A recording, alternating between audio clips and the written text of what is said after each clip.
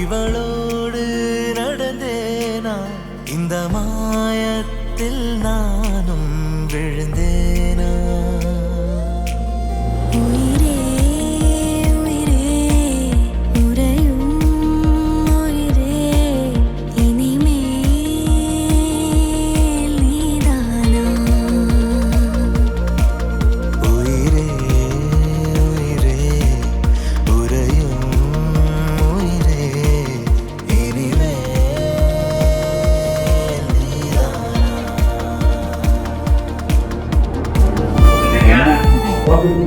நல்லா படிச்சிருக்க, திருமணம் முடிக்க சம்மதம் தானா? பிரியம் தானா?